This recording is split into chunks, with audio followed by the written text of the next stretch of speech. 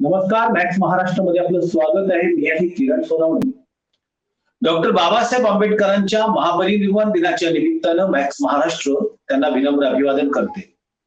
हे अभिवादन करत असताना मॅक्स महाराष्ट्र देश आणि राज्यातल्या अनेक विचारवंतांशी संवाद साधते.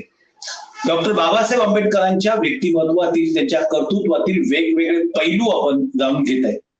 बाबासाहेब आंबेडकर ही एखाद्या चौकटीत, एखाद्या जातीच्या चौकटीमध्ये मावणारी गोष्ट नाहीये. डॉक्टर बाबासाहेब आंबेडकरांनी केलेले जे काम आहे हे विश्वव्यापी काम आहे आणि त्यासाठी केवळ एका समाजाचा हातभार नाही, तर या भारतातील अनेक लोकांच्या, अनेक समाजांचा हातभार त्यांना लागलेला आहे.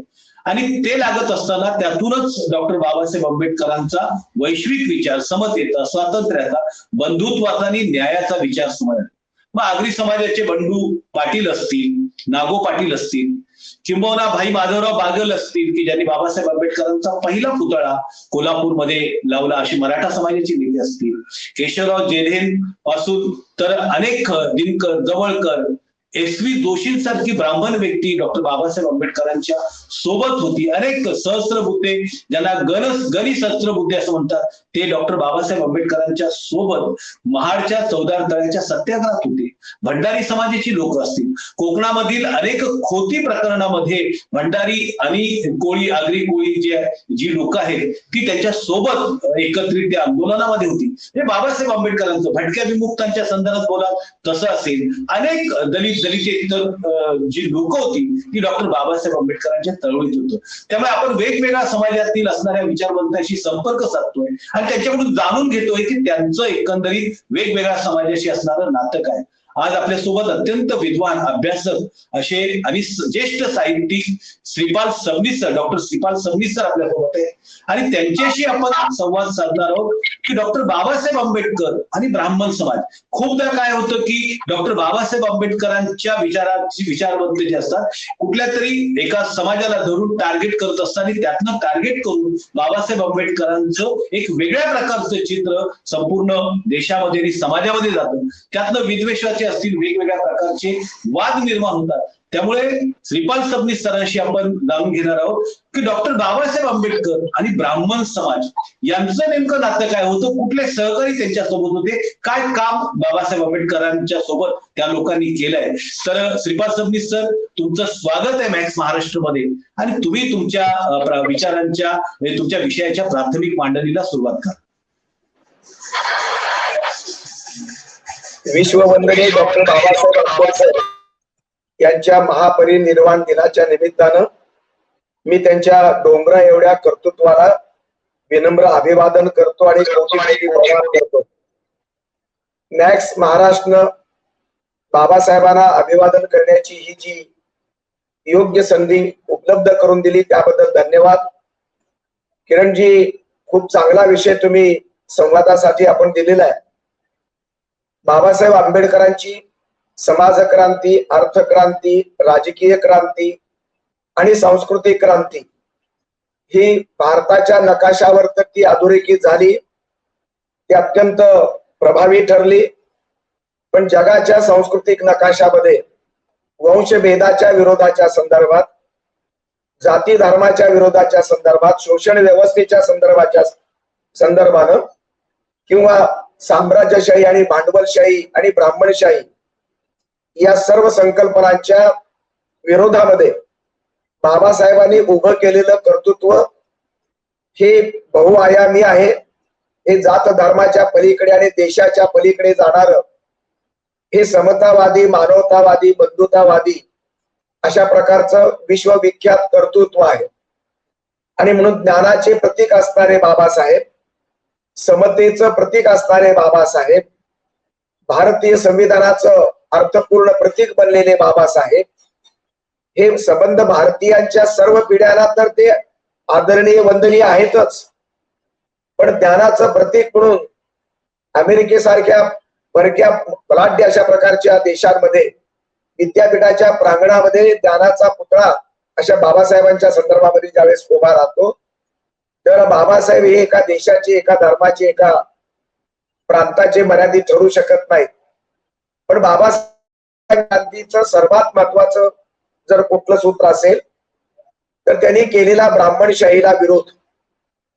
ब्राह्मण्यग्रस्त व्यवस्था म्हणजे ब्राह्मणशाही, आणि ही ब्राह्मण्यग्रस्त व्यवस्था ब्राह्मणांच्या पुढाकाराने निर्माण झाली.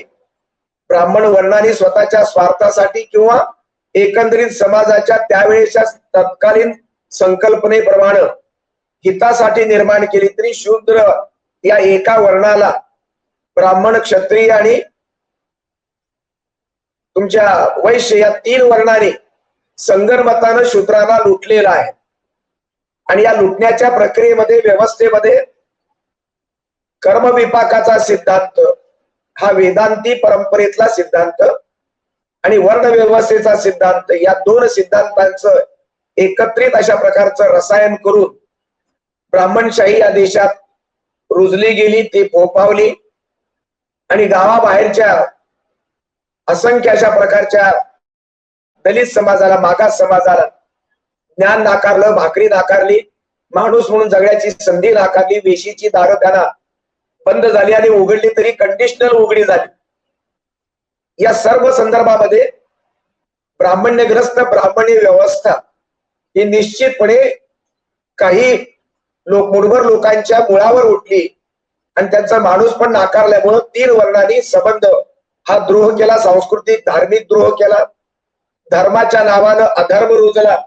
डॉक्टर बाबासाहेब आंबेडकरांची भूमिका ही केवळ ब्राह्मण समाजाच्या विरुद्ध होती का, हा एक प्रश्न महत्वाचा आहे. आणि या प्रश्नाच्या उत्तरामध्ये आपल्याला शोधावं लागेल बाबासाहेबांच्या भूमिकेचा भावार्थ, बाबासाहेबांच्या भूमिकेचा एकूण मतितार्थ समजून घ्यावा लागेल. 1927 ला बहिष्कृत भारतामध्ये बाबासाहेबांनी लिहिलेलं आहे की ब्राह्मण्य हे ब्राह्मणामध्ये असतं, मराठ्यात असतं आणि ते दलितामध्ये असतं, आणि हे सर्व जातीतलं ब्राह्मण्य हे निषेधार्ह आहे. बाबासाहेबांचे हे विचारसूत्र केवळ विचार नाहीये, तो सिद्धांत आहे. आणि म्हणून सर्व जातीमध्ये ब्राह्मण्य ओतप्रोत वरलेलं आहे. त्यामुळं ब्राह्मणी व्यवस्था जपणारी, जोपासणारी, वाढवणारी आणि तिला पोचणारी जी काही एकूण जाती व्यवस्था आहे, सर्व जातींचं योगदान जे त्या व्यवस्थेमध्ये आहे, जातीवाद्याचं योगदान, ते सर्व निषेधार्ह आहे. हा बाबासाहेबांच्या भूमिकेचा सारांश आहे आणि ते स्पष्ट केलेलं आहे. महात्मा फुल्यांनी सुद्धा ब्राह्मणशाहीचा विरोध केला, ब्राह्मणांचा विरोध केला, ब्राह्मणांचं कसब लिहिलं, गुलामगिरी लिहिला आणि ब्राह्मणांच्या तथाकथित सगळ्या त्यांचा जो काही वर्ण वर्चस्वाचा डंका होता तो सगळा त्यांनी बंडाफोड करून त्यांच्या अवतार कथा, त्यांचा संबंध जे काही कुटील कारस्थान होतं, शोषणाची व्यवस्था जी ब्राह्मणांनी केली ते त्यांनी मोडून काढली. परंतु ब्राह्मण स्त्री जी विधवा होती आणि जे तिला मूल झालं होतं, त्या ब्राह्मण विधवा स्त्रीचं मातृत्व, बाळांपण तिचं सन्मानानं करून त्या मुलाला दत्तक घेतलेले महात्मा फुले आहेत. याचा अर्थ केशवपन करण्याची जी पद्धती सुरू झाली ती ब्राह्मण स्त्रियांच्या विरुद्ध महात्मा फुले नाहीये. म्हणून ब्राह्मण स्त्रीचा ब्राह्मण मुलगा यशवंत त्यांनी दत्तक घेतात, आपली प्रॉपर्टी त्यांच्या नावानं करतात.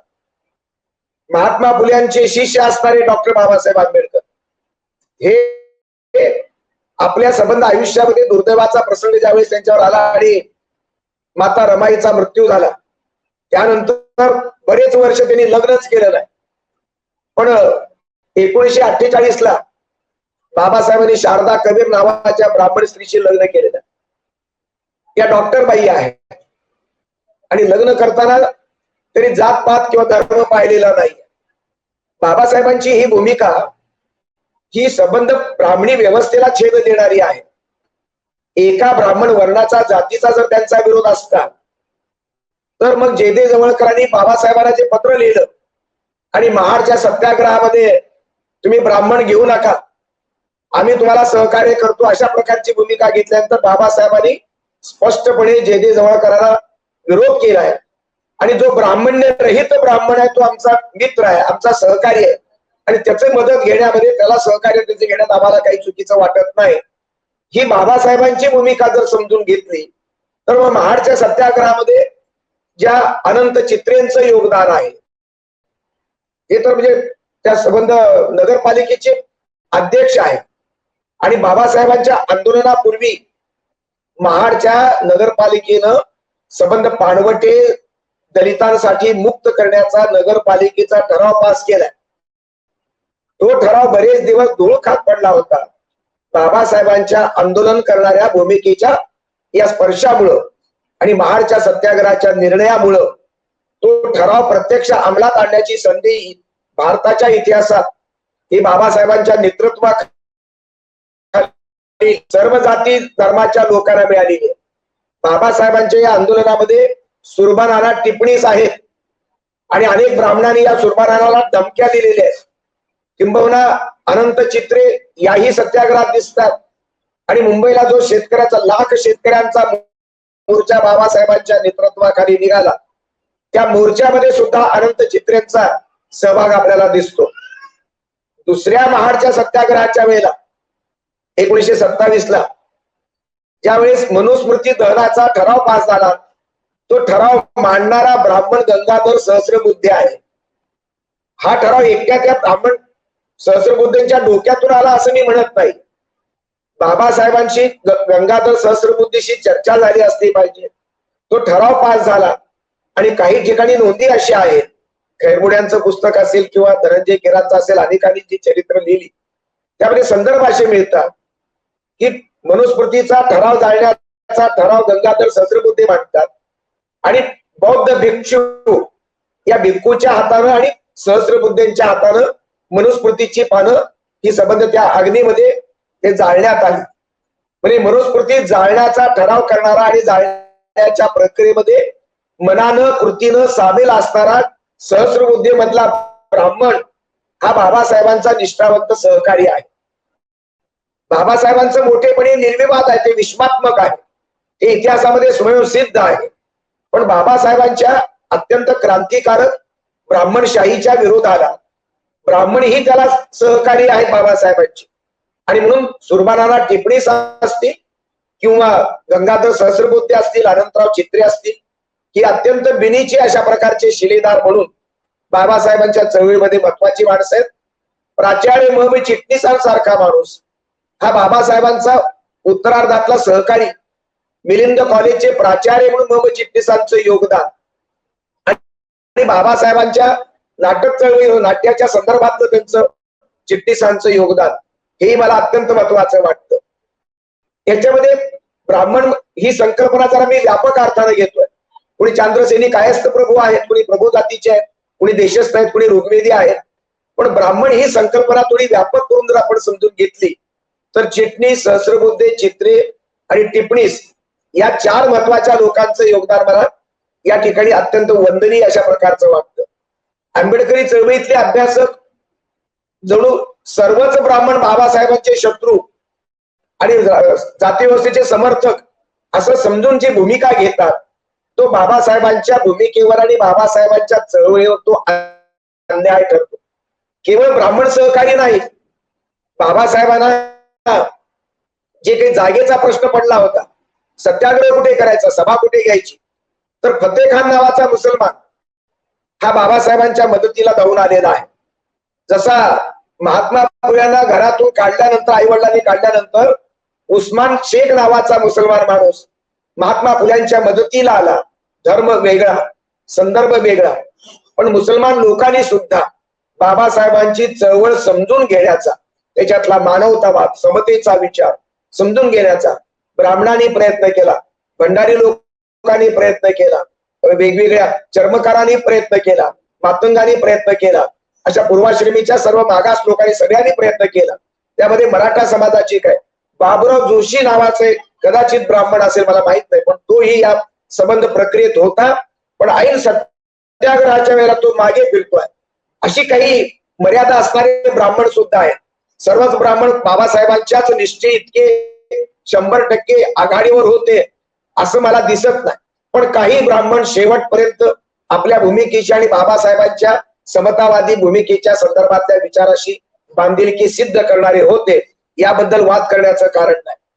शारदाताई कुबेर सारखी ही सारस्वत ब्राह्मण समाजातली, सीकीपी समाजातली एक महिला, त्यावेळेची सुशिक्षित डॉक्टर महिला, बाबासाहेबांचं आजारी असणारं संबंध अवस्था उत्तरार्धातली जी अवस्था आहे, विशेषतः भारतीय राज्य घटनेचं लेखन करण्याची जबाबदारी जेव्हा बाबासाहेबांच्यावर येत्या अंगावरती पडते, त्यावेळेला शारदा कुबेर आणि बाबासाहेबांचे त्या सेवेच्या माध्यमातून आणि औषध देण्याच्या उपचाराच्या माध्यमातून सहवास घडतो. या सहवासातून त्यांचं स्त्री पुरुषाचं प्रेम फुलतं आणि त्याला रूपांतर त्याचं लग्नामध्ये होतं. 48 ला लग्न केल्यानंतर त्यावेळेस महात्मा गांधी नाहीत आणि माझ्या माहितीप्रमाणे वल्लभभाई पटेलांनी त्यांच्या लग्नाचं रिसेप्शन दिलेलं आहे आणि त्यावेळेस बाबासाहेब म्हणाले की वल्लभभाई म्हणाले, पण हे म्हणालेले संदर्भ आहे की आज गांधीजी असते तर बाबासाहेबांनी केलेल्या या लग्नाबद्दल त्याला आनंद झाला असता, कारण हा आंतरजातीय विवाह होता. आणि महात्मा गांधी शेवटच्या टप्प्यामध्ये 1944 नंतर मिश्र विवाह झाला तरच मी आशीर्वाद देईन या भूमिकेतून गांधीतला महात्मा वावरत होता. या टप्प्यामध्ये बाबासाहेबांची समतानिष्ठ आणि आंतरजातीयवादी भूमिका आणि महात्मा गांधींची भूमिका आहे एक रूप झालेल्या भूमिका आहेत आणि बाबासाहेबांनी तर ते स्वतः सिद्ध केलं आंतरजातीय विवाह करून. आणि यानंतर शारदा कुबेर या माई आंबेडकर होतात आणि 48 ते 56 असा जवळजवळ 8 वर्षाचा हा एकनिष्ठेचा सुंदर अशा प्रकारचा अर्थपूर्ण समर्पित अशा प्रकारच्या जीवनाचा एकमेकांच्या प्रेमाचा हा सहवास आहे. या अत्यंत अर्थपूर्ण आणि अत्यंत निष्ठावंत संसाराला काही लेखकांनी, माझ्या माहितीप्रमाणे विलास खरात नावाचे लेखक आहेत, त्यांनी थोडस गालबोट लागलेलं आहे, शंका व्यक्त केली आहे. जातीचा संदर्भ किती खोलवर रुजू शकतो आणि किती भयानक वाटोळ त्याचं होऊ शकतं एखाद्या चांगल्या व्यक्तित्वाचं आणि त्याचा परिणाम महापुरुषांच्या संबंध शहाणपणावरती सुद्धा तो परिणाम करू शकतो. कारण बाबासाहेब आंबेडकरांनी ही पत्नी म्हणून स्वीकारलेली शारदा कबीर आहे. बाबासाहेबांच्या संबंध आजारीपणामध्ये शारदा कबीरनी गोळ्या औषध इंजेक्शन दिलेले आहेत. 8 वर्ष ही संबंध सेवा केलेली आहे. संविधानाचा संबंध संदर्भ लेखनामध्ये आलेला आहे आणि बाबासाहेबांनी बुद्ध आणि त्याचा धम्म या शेवटच्या ग्रंथामध्ये त्यांच्या पत्नी माई आंबेडकर शारदा कुबेर यांचं अत्यंत मुक्त कंठानं त्यांच्या सेवेबद्दल, त्यांच्या समर्पणाबद्दल, त्यांच्या एकंदरीत उपचार करण्याच्या पद्धतीबद्दल, सहजीवनाबद्दल अत्यंत प्रेमानं आणि अत्यंत सच्चेपणानं लिहिलंय. ती प्रस्तावनाच त्या पुस्तकातून गाळली गेली होती आणि याचा संदर्भ रावसाहेब कसबेंनी यापूर्वीच दिलेला आहे, मी पुन्हा द्यायची गरज नाही. हा विषय जरा दुखरा आहे. जात व्यवस्था बाबासाहेबांच्या नंतर सुद्धा कशी अजून कायम आहे आणि ब्राह्मण्य केवळ ब्राह्मणामध्येच नसतं तर ते मराठा आणि दलिताच असतं. हे बाबासाहेबांचं सूत्र हे नंतर बाबासाहेबांच्या मृत्यूनंतर सुद्धा कसं ते प्रत्यक्ष माई आंबेडकरांच्या वाट्याला सुद्धा किंवा संबंध समाजाला दिसलं, त्याची ती कहाणी आपल्याला प्रचंड हृदयद्रावक अशी आहे. बाबासाहेबांच्या पत्नीला बाबासाहेबांच्या मृत्यूनंतर सर्वसाक्षी संविधानाच्या साक्षीनं भूमिगत राहावं लागतं, लोकांपासून भिवून राहावं लागतं. यापेक्षा दुर्दैवाची कहाणी बाबासाहेबांच्या विचाराची आणि माई आंबेडकरांच्या जीवनाची दुसरी असू शकत नाही. बायको बाबासाहेबांवरती प्रेम करते आहे, ती सेवा करते आहे आणि त्या सेवेचं मूल्य बाबासाहेबांना कळतं, बाबासाहेबांना पचतं, ते लिखित स्वरूपात ते उतरवतात.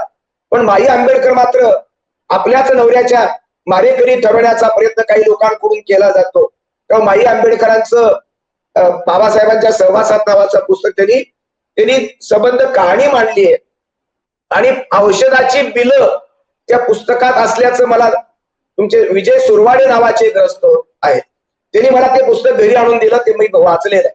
सुहास सोनवणे, नामदेव ढसाळ, राजा ढाले या सगळ्या निष्ठावंत आंबेडकरवाद्यांनी माई आंबेडकरांचं दुःख समजून घेऊन त्यांना न्याय देण्याचा आटोकाट प्रयत्न केला.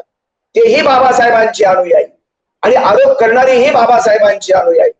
पण अधिक अनुयायी जे आहेत ते जातीनिष्ठ की जातीच्या विरोधात, जाती व्यवस्थेच्या विरोधात राहायचे की जातीच्या चिकटून राहायचं, हा निर्णायक प्रश्न केवळ ब्राह्मणांच्या समोर नव्हे, भारतीय समाजासमोरचा प्रश्न आहे.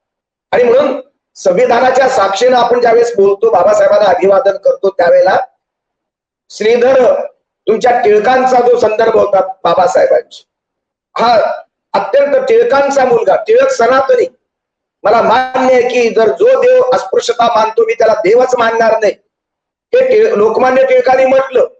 पण ज्यावेळेस अस्पृश्यतेच्या जाहीरनाम्याच्या संदर्भामध्ये निर्मूलन करण्यासाठी मी स्वतःहून तयार आहे अशा प्रकारची प्रतिज्ञा करण्याची वेळ आली त्यावेळेस लोकमान्यातला लोकमान्य उडारी टिळक यांच्या मर्यादा सिद्ध झाल्या आणि त्या सहीला टिळकांनी नकार दिला. अगोदरचे टिळक हे त्यांचं सामर्थ्य सांगतात त्यांच्या भूमिकेचं, नंतरचे सही नाकारणारे टिळक त्यांची मर्यादा सिद्ध होते. पण काही प्रमाणात तरी आपलं ब्राह्मण्य बाजूला ठेवून बाबासाहेबांच्या भूमिकेचं महत्व पचवणारे अनेक माणसं आहेत. खुद्द टिळकांचा मुलगा श्रीधर हाच बाबासाहेबांच्या निश्चितपणे विचारानं भारावलेला अशा प्रकारचा आहे. तो ब्राह्मण आहे. तिथल्या केसरी वाड्यामध्ये त्यांनी काहीतरी जेवणाची पंगत सगळ्या जाती धर्मासाठी ठेवल्याचं ऐकण्यात वाचण्यात आहे माझ्या, पण ती पंगत काही नीट होऊ दिलेली नाही आणि तिथे मग अवमान अनेक लोकांना सोसावा लागला असाही संदर्भ त्या ठिकाणी मिळतो आहे. मित्र, र दो कर्वे, महर्षी कर्वे हा स्त्री मुक्तीच्या संदर्भातले एक मोठं पर्व आहे. पण रघुनाथ कर्वे हे र दो कर्वेंचे जे चिरंजीव आहेत यांनी ते जे अत्यंत लैंगिक संदर्भातले स्त्री पुरुष संबंधातली साधनं जी काही नियमन करू शकतात, संतती नियमनाच्या संदर्भातली वाङ्मय आणि साहित्य हे त्याचं समर्थन करणारा हा माणूस समकालीन बाबासाहेबांच्या अत्यंत महत्वाचा आहे. एकंदरीत भारताच्या इतिहासामध्ये बाबासाहेब आंबेडकरांनी संतती नियमनाच्या संदर्भामध्ये भूमिका ठामपणानं सर्वत्र सार्वजनिक ठिकाणी मांडलेली आहे. गांधींची संकल्पना इंद्रियावरती कंट्रोल करून ब्रह्मचर्य ठेवणं अशा प्रकारच्या पारंपरिक भूमिका. बाबासाहेब आधुनिक विचाराचे असल्यामुळं संतती नियमन हे आवश्यक आहे. भारताला ते लोकसंख्या परवडणार नाही या भूमिकेतून शास्त्रीय मांडणी करणारे हे बाबासाहेब हे माझ्या माहितीप्रमाणे अभ्यासातले भारतातला हा पहिला महापुरुष आहे की ज्यांनी संतती नियमनाला महत्व दिलं. आणि याच बोला बोला आपण थोडा विषय स्ट्रीमलाईन करूया. स्ट्रीमलाईन विषय असा आहे की डॉक्टर बाबासाहेब आंबेडकर आणि ब्राह्मण समाज. तर याच्यामध्ये ब्राह्मण समाज ज्यातले काही सहकारी डॉक्टर बाबासाहेब आंबेडकरांच्या सोबत होते, पण आजही ब्राह्मण समाजामध्ये डॉक्टर बाबासाहेब आंबेडकरांच्या विचारांचा ज्या पद्धतीनं पुरस्कार व्हायला हवा, प्रचार व्हायला हवा किंवा तशा पद्धतीनं अजूनही होत नाहीये. किंवा डॉक्टर बाबासाहेब आंबेडकरांनी जातीभेद सोडल्याशिवाय हा देश देश म्हणून उभा राहणार नाही. तर ब्राह्मण समाजामध्ये त्या संदर्भातल्या कशा प्रकारच्या प्रतिक्रिया आहेत, किंवा ते आपलं ब्राह्मणत्व सोडणार आहेत की नाही? कारण की जोपर्यंत जाती सोडल्या जात नाही तोपर्यंत या समाजाला किंवा देशाला काही भवितव्य आहे असं दिसत नाही, असं डॉक्टर बाबासाहेब आंबेडकर स्वतःच म्हणाले होते.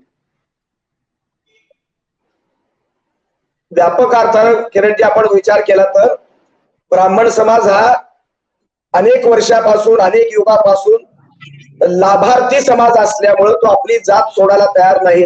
एक ब्राह्मणांचं वर्चस्व कायम राहावं म्हणून अनेक काळामध्ये अनेकांनी प्रयत्न केले, परंतु ब्राह्मण्य वर्चस्वाला आणि ब्राह्मणांच्या वर्चस्वाला छेद देणारे अनेक महापुरुष, अनेक विचारवंत समाजसेवक ब्राह्मण समाजात, हिंदू समाजात निर्माण झाले. एस.एम. जोशींचं जी भूमिका आहे ती, गप प्रधानांची भूमिका किंवा नानासाहेब गोरेंची समाजवादी भूमिका, बाबासाहेब आंबेडकरांच्या आरपीआयच्या स्थापनेच्या कालखंडामध्ये अगदी शेवटचं पत्र एस.एम. ब्राह्मण समाजातल्या एस.एम. जोशीला विश्वासानं लिहिलेलं पत्र आहे. बाबासाहेबांचा विश्वास जातीच्या पलीकडे एस.एम. जोशीवरती होता, कारण एस.एम. जोशी ही कास्ट झालेले ब्राह्मण होते. तशाच प्रकारचं अनेक सहकार्य आचार्य अत्र्यांनी बाबासाहेबांच्या मृत्यूनंतर लिहिलेला अग्रलेख हा ब्राह्मण समाजातला एक अत्यंत अव्वल दर्जाचा पत्रकार किती संवेदनशील होता आणि बाबासाहेबांचं मोठेपण विना अट किती प्रमाणात तो मान्य करत होता. हृदय, काळीज आणि मेंदू अत्र्यांच्या लेखणीतून झिरपताना त्या अग्रलेखातला एक एक शब्द प्रत्येकाने वाचूनच घ्यावा. मग ब्राह्मण समाजातली काही माणसं बाबासाहेबांना किती मानत होती आणि बाबासाहेबांचा विचार कसा पटत होता हे आपल्याला लक्षात येऊ शकेल.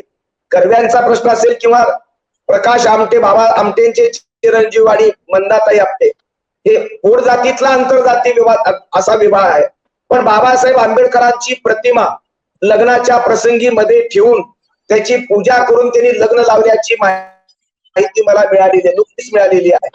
रूपा कुलकर्णी या ब्राह्मण समाजातल्या विदुषी डॉक्टर, त्यांनीही बाबासाहेब आंबेडकरांच्या बौद्ध धर्म स्वीकारून व्यक्ती स्वातंत्र्याला केवळ बौद्ध धर्मामध्येच वाव आहे अशा प्रकारची भूमिका घेऊन आयुष्यभर त्या बौद्ध धर्माच्या प्रकाशामध्ये आणि बाबासाहेब आंबेडकरांच्या प्रेरणेतून त्या जगत आल्याचं आपण पाहतो आहोत.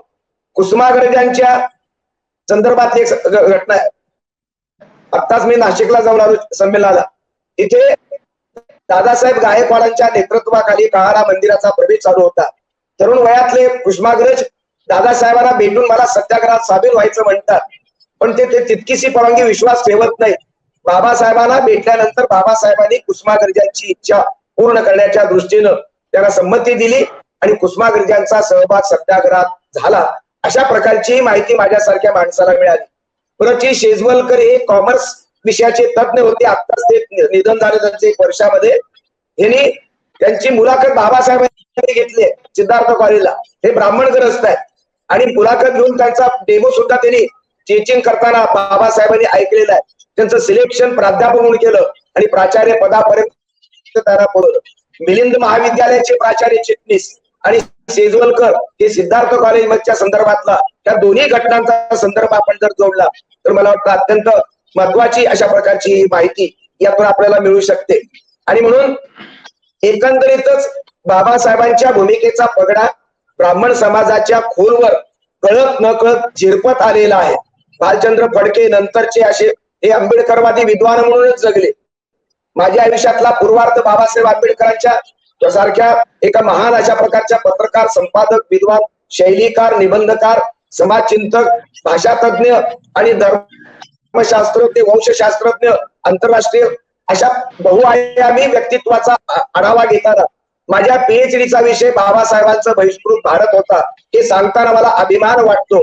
जातीचे आणि संबंध धर्माचे सर्व संदर्भ आणि वाङ्मयाचे सगळे प्रवाह बाजूला ठेवून माझ्यासारखा ब्राह्मण जातीच्या चौकटीमध्ये जन्माला आलेला माणूस चौकटी ओलांडून बाबासाहेब पर्यंत जाऊन पोहोचतो. याचं कारण बाबासाहेबांची बुद्धिमत्ता, बाबासाहेबांचं योगदान, बाबासाहेबांची राष्ट्रभक्ती, बाबासाहेबांची मानवभक्ती, ही जी संबंध परंपरा आहे. हे काही मोजके ब्राह्मण आहेत. बहुसंख्य ब्राह्मणांची संख्या अजूनही बाबासाहेबांच्या विचाराच्या दृष्टीनं अशी आलेली मला दिसत नाही. फार मोठी संख्या ब्राह्मणामध्ये अजून सनातनी आहे, ब्राह्मण्यनिष्ठ आहे. पण ब्राह्मण्य निष्ठा केवळ ब्राह्मणात नाहीये, ब्राह्मण्य निष्ठा ही मराठ्यातली आहे. बाबा आढावांच्या पुस्तकामध्ये सत्यशोधनाच्या वाटचालमध्ये जातीवादी मराठ्याच्या संदर्भात त्यांनी अत्यंत कोरडे ओढलेले. राणा चव्हाण हे बहुजन समाजातले, पण ते बाबासाहेब आंबेडकरांच्या संदर्भातली अत्यंत पूजनीय, अत्यंत महत्वाची भूमिका राणा चव्हाण मांडतात. ते सुद्धा मराठ्यांच्या जातीवादावर त्यांनी पण बोट ठेवलेला आहे. अनेक आणि मराठ्यामधलं जे ब्राह्मण्य आहे, कोळी माळ्यातलं, ओबीसी मधलं जे ब्राह्मण्य आहे किंवा दलित समाजातलं ब्राह्मण्य, मग ते मातंग समाजातलं असेल, ते चर्मकारामधलं असेल, ते भटक्यामधलं असेल, ते मुस्लिमामधलं ब्राह्मण्य असेल, जो उच्च नीच भेदभाव मानणारी जी भूमिका असते, जी व्यक्ती असते, ती तेवढ्या संदर्भामध्ये ब्राह्मण्य जगत असते. ब्राह्मण्य पोचणारी व्यवस्था ही अनेक जातीतल्या जातीवादी लोकांनी निर्माण केलेली आहे. कधी काळी ब्राह्मणांनी निर्माण केली व्यवस्था. आता 2021 मध्ये ब्राह्मणी व्यवस्था कोण जोपासतं, कोण निर्माण करतं आणि कोण त्याचं आचरण करतं? बहुजन समाज तो करतोय. ज्या बहुजन समाजाच्या भूमिकेचं क्रांतिकारक कोण? महात्मा फुले गौरवतात, बाबासाहेब गौरवतात, पण बाबासाहेब आंबेडकरांनी सुद्धा त्यांच्या हयातीमध्ये ब्राह्मणेतर चळवळीला एकरूप होण्याचा प्रयत्न ते केला नाही. हे दोन मंच एकत्र आले, दोन प्रवाह एकत्र आले नाहीत. जे जवळकरांचा ब्राह्मणेतर प्रवाह आणि बाबासाहेबांची दलित मुक्तीची चळवळ, या दोन्ही एका मंचावर किंवा एका हातात हात घालून राहिलेल्या नाहीत. याचं कारण ब्राह्मणेतर चळवळीमध्ये माळ्याची पंगत वेगळी जेवत होती आणि मराठ्यांची पंगत वेगळी जेवत होती. मराठ्यामधलं ब्राह्मण्य बाबासाहेबांना कळत होतं, माळी समाजातलं ब्राह्मण्य बाबासाहेबांना मान्य नव्हतं. आणि म्हणून ब्राह्मणी व्यवस्थेची निर्मिती करणारे ब्राह्मण हे प्रतिकात्मक विरोधक म्हणून त्यांनी मानले. सबनीस सर, मग याच्यावरती उपाय काय? आता समजा एक मोजके ब्राह्मण, मोजके मराठे, मोजके दलित, मोजके लोक वगळली, तर आज सुद्धा प्रतिगामी व्यवस्थेचा पगडा या भारतीय जनमानसावरती आहे. आणि त्या पद्धतीनं लोक वागतात, हे केलं जातं. मग डॉक्टर बाबासाहेब आंबेडकरांच्या महापरिनिर्वाण दिनी आपण नेमकं कुठली पावलं उचलली पाहिजे की ज्या निमित्तानं ही जाती अंताची चळवळ होईल. बाबासाहेबांची चळवळ ही जाती अंताची चळवळ आहे. ती जाती अंताची चळवळ होईल आणि हा देश एकसंघ भारत आणि राष्ट्र म्हणून उभा राहील. तर काय केलं गेलं पाहिजे? किरणजी, संविधान संस्कृती आम्ही विसरत चाललेलो आहोत. संविधान फक्त पुस्तकामध्ये बंदिस्त आहे आणि 26 नोव्हेंबरला फक्त त्याचं वाचन केलं जातं, त्याला वंदन केलं जातं. दुर्दैवानं जाती व्यवस्थात्मक ब्राह्मणशाही अजूनही वाढत चाललेली आहे आणि हे पक्की करण्यामध्ये ब्राह्मणासह सर्व जातीचे पुढारी, सर्व जातीचे कार्यकर्ते, सर्व चळवळीतले कार्यकर्ते कळत न कळत ते खत पाणी घालतायत, त्याला ते पेरणी करतायत आणि ते उगवण्याची वाट पाहतायत. राजकारण जातीवादी झालेलं आहे, धर्मकारण जातीनिष्ठ आहे, अर्थकारण हे पूर्णपणे ब्राह्मणशाहीच्या चौकटीमध्ये ते डेव्हलप केलं जात आहे. त्यामुळे गरिबांचा वाली कोणी नाही आणि जे डिकास्ट होऊ पाहणारे जे वेगवेगळ्या सर्व जातीतले जे काही मोजकी माणसं आहेत ते एकत्र येत नाही. ते एकत्र येणं महत्वाचं आहे. संविधानाच्या धाग्यानं गुंपलेली संबंध ही जी काही माणसं आहेत, अस्सल माणसं, बुद्धिवादी माणसं, विवेकवादी माणसं, राष्ट्रभक्त माणसं, मानवतावादी, समतावादी माणसं, यांच्या बंधुत्वाची जी काही बेरीज आहे ती घट्ट होणं महत्वाचं आहे. उलट वेगवेगळ्या चळवळीने, डाव्या चळवळीमध्ये सुद्धा ब्राह्मण्य आहे.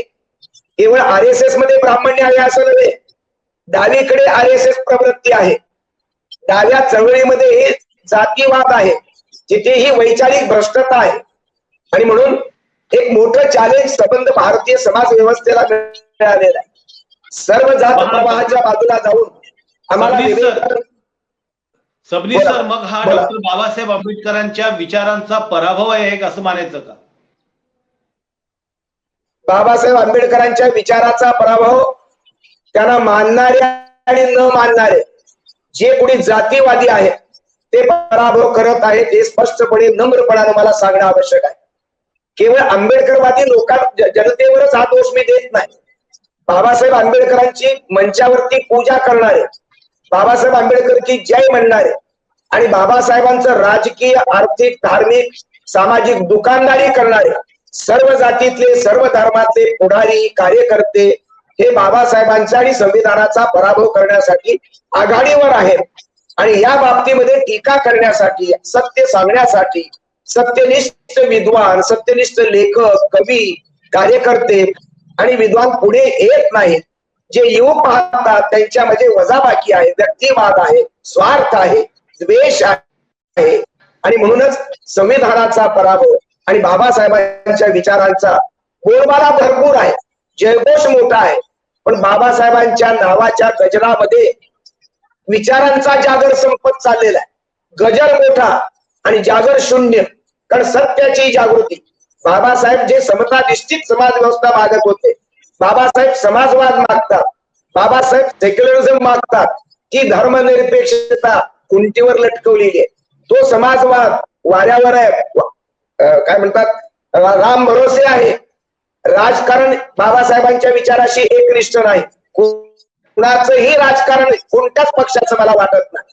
सगळे राजकीय पक्ष बाबासाहेबांसह सर्व महापुरुषांच्या पराभवामध्ये एकत्र आलेले. प्रत्येकांची व्यावहारिक वाटचाल, स्वार्थांधता आणि त्यांनी कळत न कळत मतदारसंघाची रचना करताना निर्माण होणारी तिथली लिडरशिप जी आहे ती जातीवाद आणि धर्माची मतदारसंख्या पाहूनच उमेदवारी दिली जाते. हा कुठल्याही पक्षाला अपवाद होत नाही. म्हणून राजकीय व्यवस्थेचं दिवाळ निघालं आणि बाबासाहेबांच्या विचाराला अत्यंत, मला वाटतं, चांगले दिवस मला आज दिसत नाही. पण तुमच्यासारख्या चॅनलवाल्यांनी बाबासाहेबांच्या विचाराचा जागर आपल्या स्क्रीनवरनं संबंध लोकशाहीच्या साक्षीनं चालू ठेवणं हे आवश्यक आहे. कारण मी आशावादी आहे. सगळं अंधार आहे असं मी म्हणणार नाही.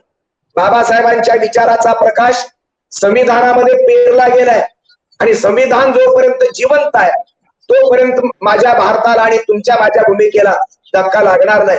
तरीही आव्हान मोठं आहे, गुंतागुंतीच आहे. कारण ब्राह्मण्य पोचणारा बहुजन समाज मोठा आहे. ब्राह्मणवादी बहुजन आहेत, ब्राह्मण्यवादी ब्राह्मण आहेत.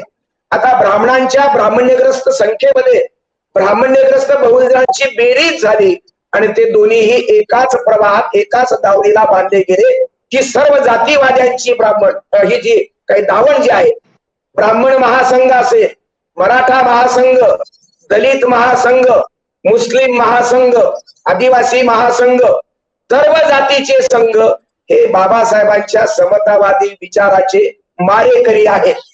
आणि म्हणून सावधान, बाबासाहेबांचा विचार 3ऱ्या 4थ्या 100व्या लाख पिढीपर्यंत तो मार्गदर्शक आहे.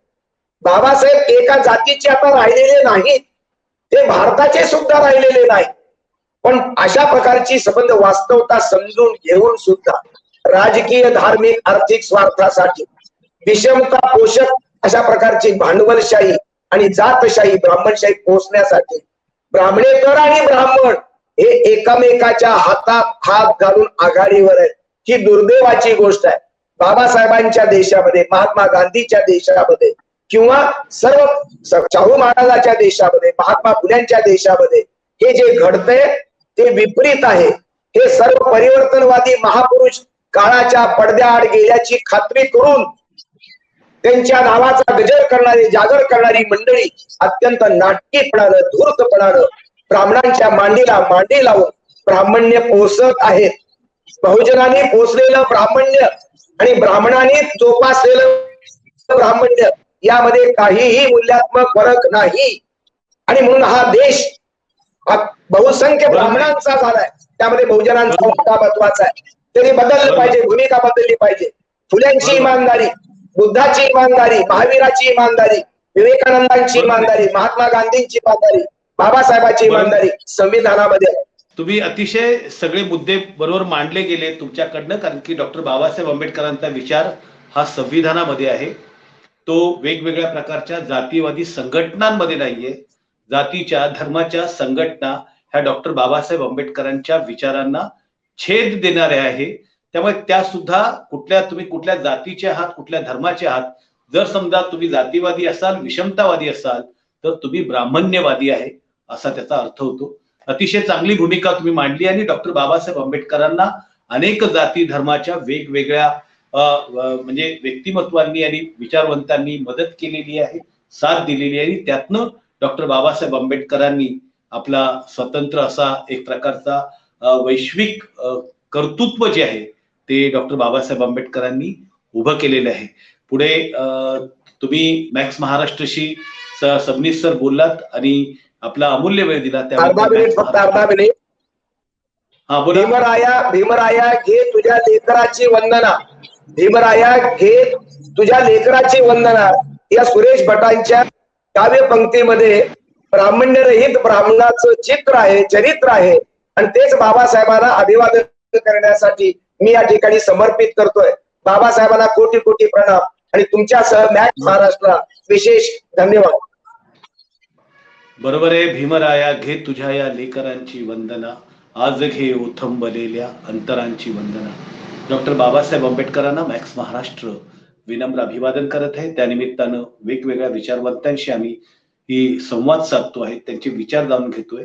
त्यामागचा हेतू एकच आहे की डॉक्टर बाबासाहेब आंबेडकरांचं व्यक्तिमत्व, विचार आणि कर्तृत्व हे तुमच्यापर्यंत पोहोचावं.